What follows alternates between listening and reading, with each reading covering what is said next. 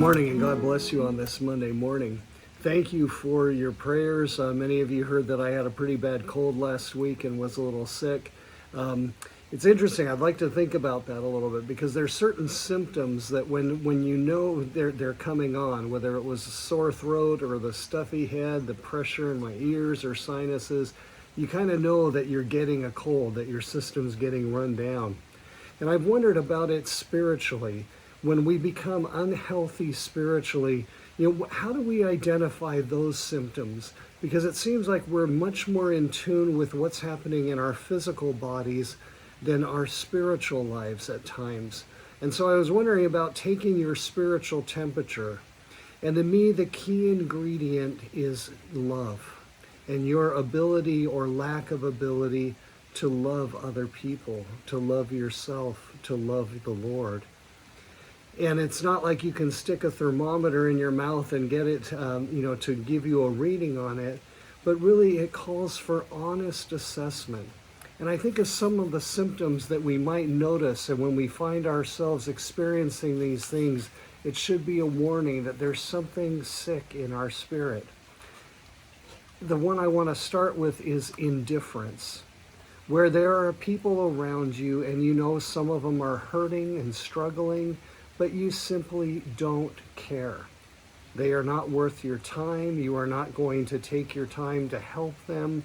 And sometimes that indifference takes the form even to the point of, I'm not even going to bother to pray for that person. I simply don't care. That's a big symptom that there is something spiritually very wrong with us. The second is judgmentalism. When we look at other people, and immediately all we can see is what they are doing wrong. And unfortunately, there's a difference sometimes between morally what they're doing wrong in the eyes of God and personally what they're doing wrong in my eyes, because they simply are being irritating and annoying to me. That sense of judgment where we don't see them even necessarily as a human being, as someone for whom Christ died as much as he died for his love for you and his love for me and his love for them. For me, one of the big ones is irritability. When I find myself just getting so irritated so easily, I know that something is wrong. It's time to take that spiritual temperature. And then I call the next list a group of when we find ourselves quick. Quick to take offense, quick to argue, quick to defend ourselves, quick to become angry. Another symptom is if you find yourself either in your thought life or even in your conversations with others, recounting past wrongs that were done to you, things that people said, things that people did. We can do it two ways. Sometimes we just do it all internal in our head, and we just let our mind process over and over again. Dirty, rotten, I can't believe they did that. I can't believe they said that. And the tape plays over and over, and we relive it, and we allow the hurt and the anger to just be revived every time we entertain those memories. And sometimes we do it verbally, where we actually tell the story. Do you know what this person said or did? Well, how's your health assessment going so far today? I want to tell you a brief story of one of the times where the Lord did work in my heart. And it was early on in my ministry. I was still in seminary.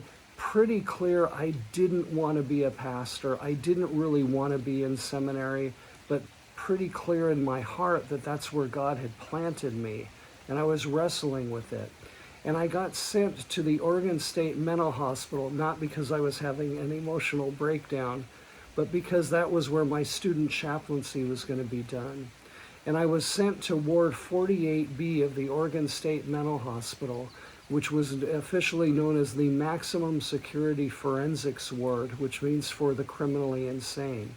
And these guys, there were 30 of them on that ward, they were sick men. They had serious mental illness, and really they weren't involved in any therapy programs because they were so sick they simply couldn't be engaged.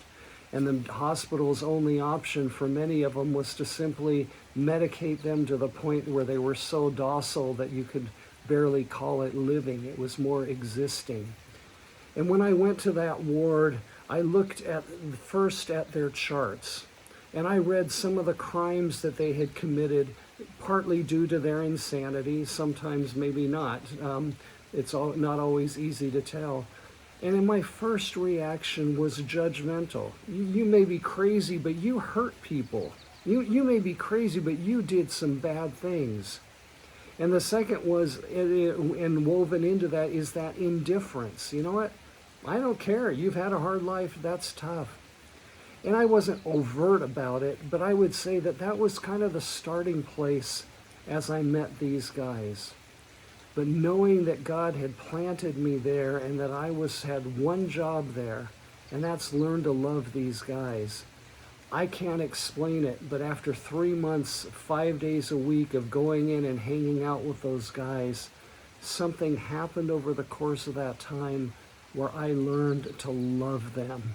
And when I had to leave, I grieved. I missed those guys. I worried about them. I carried them in my heart when I went to continue my studies and to continue the course of my life.